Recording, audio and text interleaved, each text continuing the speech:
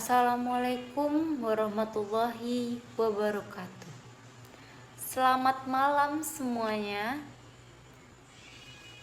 Kabar duka datang dari dunia industri nasional PT Sri Rezeki Isman Tbk atau Sritex dan Yamaha Musik Indonesia resmi menghentikan operasional mereka pada tahun 2025. Ribuan pekerjaan terdampak akibat penutupan ini yang dipicu oleh tekanan keuangan dan perubahan dinamika pasar global. Tentu saja berita ini membuat saya pribadi sangat sedih dan sangat prihatinkan karena banyak sekali saudara kita yang di luar sana kehilangan pekerjaannya. Dan berikut laporan lengkapnya.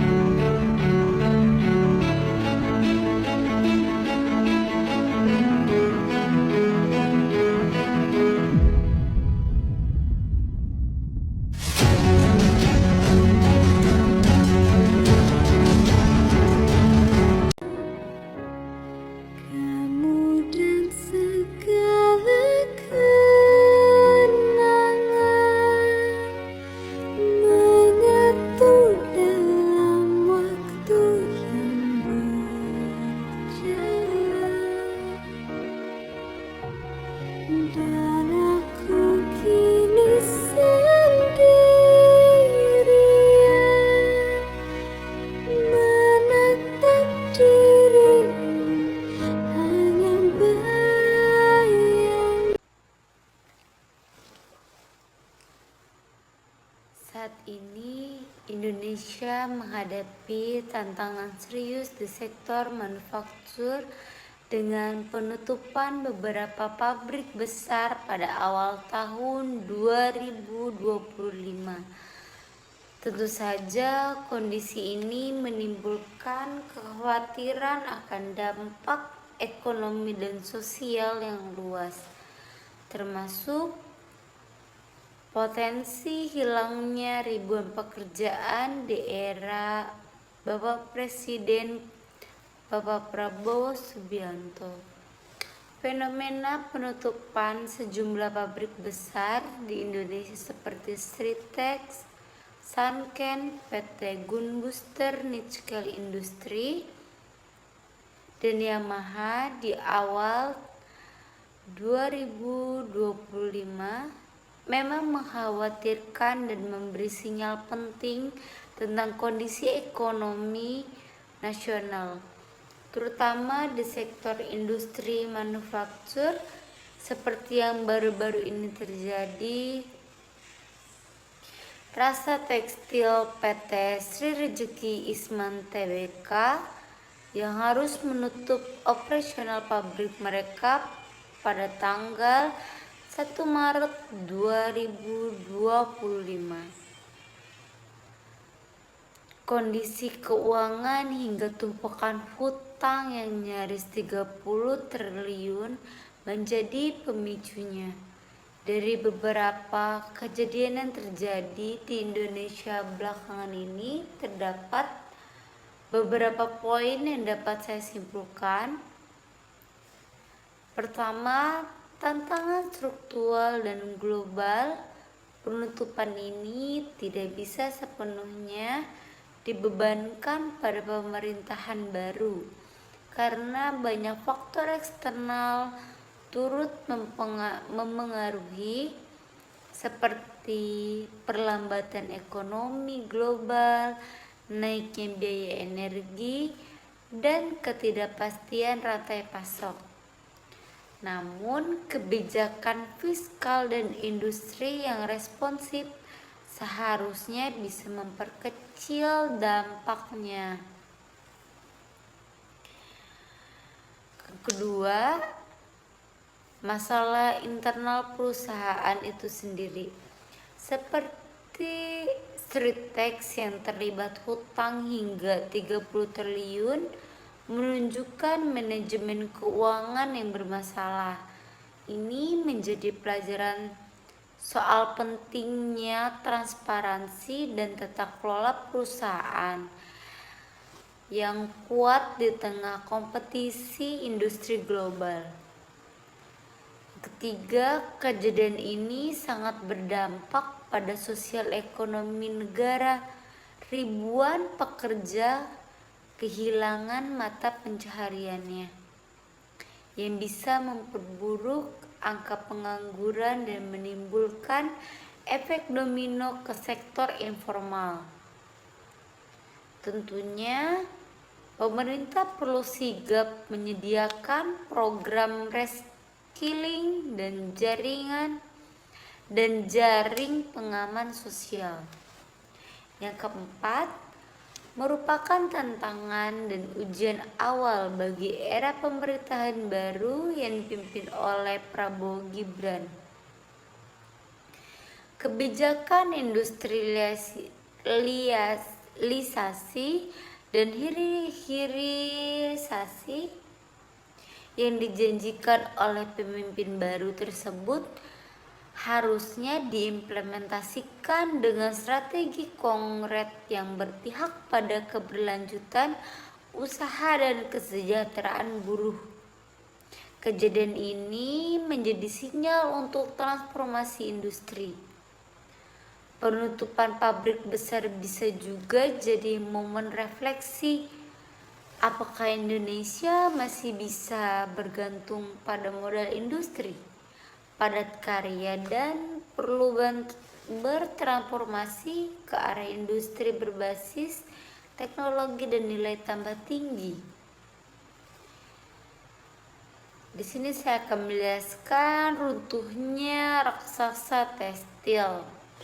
Tentunya PT Sritex yang beroperasi selama lebih dari 50 tahun resmi dinyatakan pilot pada Oktober 2024 dan menghentikan operasionalnya pada tanggal 1 Maret 2005. Keputusan ini berdampaknya pada lebih dari 10.000 karyawan yang terkena pemutusan hubungan kerja atau PHK. Faktor-faktor penyebab bangkrutnya Sritex. Yang pertama, beban hutang yang besar. Seperti yang saya jelaskan di awal, total hutang perusahaan mencapai sekitar 26,2 triliun, termasuk hutang, obligasi, dan pinjaman bank jangka pendek. Dampak pandemi juga waktu COVID-1945, pandemi mengurangi rantai pasok global dan menurunkan permintaan pasar yang menyebabkan penurunan pendapatan perusahaan. Kegagalan restrukturisasi hutang meskipun telah mencapai kesepakatan restrukturisasi hutang pada tahun 2000, pengadilan membatalkan perjanjian tersebut setelah gugatan dari konduktor yang memperburuk kondisi keuangan perusahaan. Sedangkan untuk Yamaha Musik, penutupan pabrik dan relokasi produksi. Dua pabrik Yamaha juga mengalami penutupan pada tahun 2025. Yang pertama ada PT Yamaha Music Product Asia atau YMPI di MM 2100 Bekasi menutup operasional pada akhir bulan Maret tahun 2025, berdampak pada sekitar 400 karyawan. Yang kedua ada PT Yamaha Indonesia di Pulau Gadung, Jakarta, menghentikan operasionalnya pada akhir Desember 2025, mempengaruhi sekitar 700 karyawan. Alasan utama tutupnya pabrik Yamaha meliputi penurunan permintaan pasar karena permintaan terhadap alat musik itu menurun. Semakin sedikitnya permintaan alat musik, semakin menurunkan operasional pabrik. Relokasi produksi, Yamaha memutuskan untuk memindahkan pabrik produksi ke pabrik di Cina dan Jepang sebagai bagian dari strategi efisiensi biaya. Adapun dampak dan refleksi dari kejadian ini menyoroti perlunya transformasi industri di Indonesia menuju sektor yang lebih berorientasi pada teknologi dan nilai tambah tinggi. Ketergantungan pada industri padat karya membuat ekonomi rentan terhadap guncangan global dan perubahan teknologi.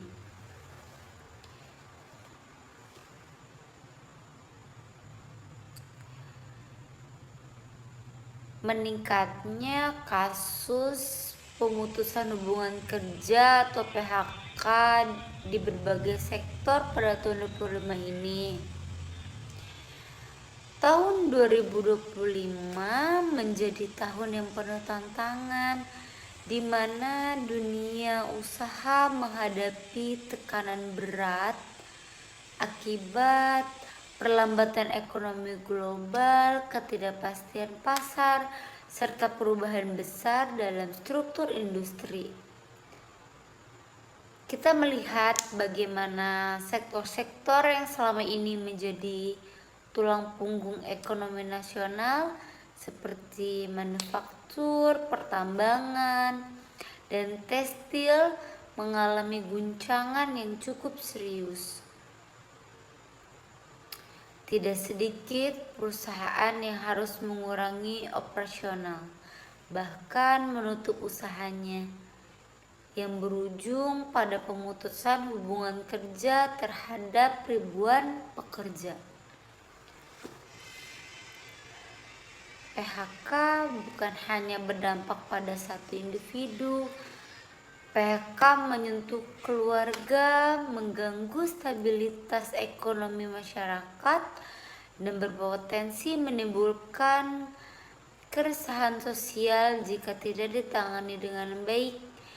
Ini adalah pukulan berat bukan hanya bagi mereka yang terkena langsung, tetapi juga bagi kita sebagai bangsa yang mengandalkan tenaga kerja produktif untuk mendorong pertumbuhan ekonomi.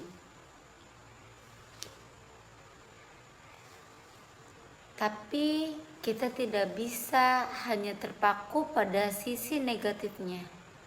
PHK massal yang terjadi saat ini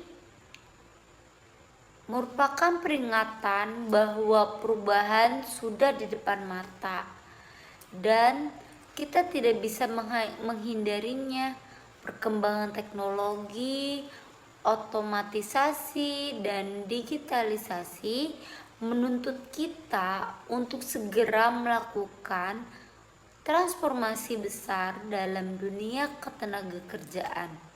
Maka dari itu, saya ingin menegaskan bahwa gelombang PHK ini harus kita jawab dengan langkah-langkah nyata. Yang pertama, perlu ada komitmen kuat untuk memperluas program reskilling dan upskilling tenaga kerja. Mereka yang terdampak harus diberi kesempatan untuk belajar keterampilan baru yang sesuai dengan kebutuhan industri masa depan, seperti teknologi informasi, ekonomi hijau, dan industri kreatif. Yang kedua, dunia usaha dan pemerintah harus membangun kolaborasi yang lebih erat dalam menciptakan lapangan kerja baru berbasis inovasi dan nilai tambah tinggi. Kita tidak bisa lagi bergantung hanya pada sektor-sektor tradisional, industri berbasis teknologi, energi terbarukan, bioteknologi, dan manufaktur teknologi tinggi harus menjadi motor baru penggerak perekonomian Indonesia. Yang ketiga, kita harus memperkuat perlindungan sosial. Program bantuan sementara bagi pekerja yang terkena PHK perlu ditingkatkan. Bukan hanya untuk menjaga daya beli masyarakat, tetapi juga untuk memberikan rasa aman di tengah masa transisi yang sulit ini.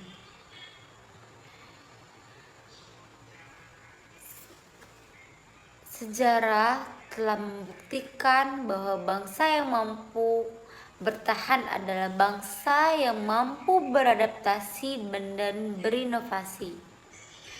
Indonesia memiliki modal besar, jumlah penduduk usia produktif yang tinggi, semangat gotong royong, dan kekayaan sumber daya alam yang luar biasa. Yang kita butuhkan sekarang adalah keberanian untuk berubah, bertekad untuk belajar, dan kemauan untuk maju bersama. Jadi, mari kita hadapi tantangan ini bukan dengan ketakutan, melainkan dengan keyakinan. Mari kita jadikan tahun 2025 sebagai titik awal transformasi besar menuju masa depan Indonesia yang lebih kuat, lebih adil, dan lebih sejahtera. Maka dari itu,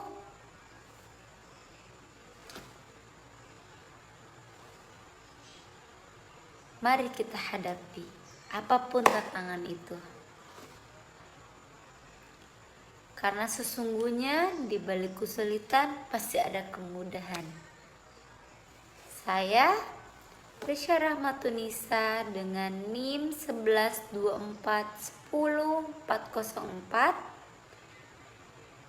pamit undur diri. Sekian dan terima kasih. Wabillahi taufiq wal hidayah. Wassalamualaikum warahmatullahi wabarakatuh.